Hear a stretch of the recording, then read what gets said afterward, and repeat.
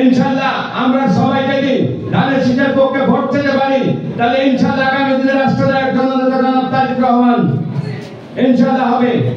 আপনারা শহীদ প্রেসিডেন্ট জিয়াউর রহমানের কথা বলেন, আমাদের তিনবারের মা, তিনবারের প্রধানমন্ত্রী আমাদের মা খালেদা জিয়ার কথা বলেন, শহীদ প্রেসিডেন্ট জিয়াউর রহমানের সুযোগ্য সন্তান আগামী দিনে রাষ্ট্রনায়ক জননেতা জনাব তারেক রহমানের কথা বলেন। ইনশাআল্লাহ জননেতা জনাব তারেক রহমান যদি প্রধানমন্ত্রী হতে পারে তাহলে বাংলাদেশে ৩১ দফার উপরে ইনশাআল্লাহ সমস্যার সমাধান করবে এই বাংলাদেশের জনগণকে নিয়ে। অতএব আপনাদের কাছে অনুরোধ, আমাদের ফেব্রুয়ারিতে নির্বাচন, অতএব ঘরে বসে থাকার সময় নেই। আর আরেকটা নেতার কথা না বললেই না, দীর্ঘ ১৭টা বছর এই গাঙ্গিতে না থাকলে আমার বিশ্বাস এই গাঙ্গি বিএনপি বলে কোন দল থাকতো না।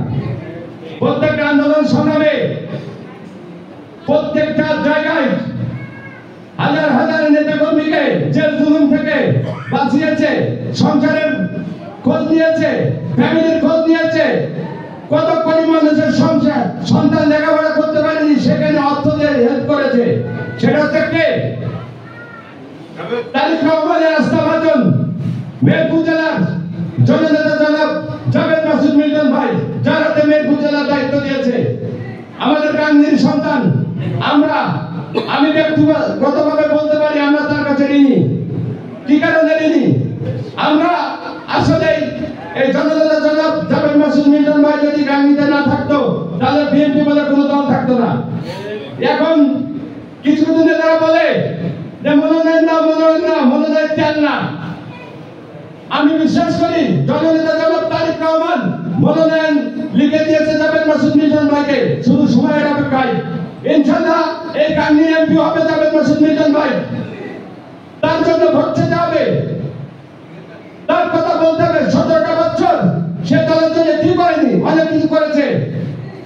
অতএব আপনারা যারা মনোনয়নের জন্য ছুটছেন, অযথা ছোটাছুটি করে লাভ নেই। আসেন, তারিখের আস্থাভাজন এই মেহেরপুর জেলার দায়িত্ব যাকে দিয়েছে, ইনশাআল্লাহ জাভেদ মাসুদ মিল্টন ভাইকে মনোনয়ন দেবে। তার হাতকে শক্তিশালী করি, আগামী দিনে একসাথে কাজ করে দলমত নির্বিশেষে তাকে এই গাঙ্গিতে বিপুল ভোটে এমপি করে ইনশাআল্লাহ সংসদে পাঠাবো। আর পাশে আমার মা বোনরা আছে, জননেতা জনাব তারেক রহমান ৩১ দফা দিয়েছে। ৩১ দফার ভিতরে সবথেকে গুরুত্বপূর্ণ দুইটা ইউনিট নিয়ে কথা বলবো। সেটা হচ্ছে আমাদের বাংলাদেশে ৯০% মানুষ কৃষক। ৯০% মানুষ কৃষক। এই কৃষকরা এই ফ্যাসিস্ট শেখ হাসিনা সরকারের আমলে কোনো কিছু দাম পায়নি, যেটা লাগাইছে সেটাই ক্ষতি।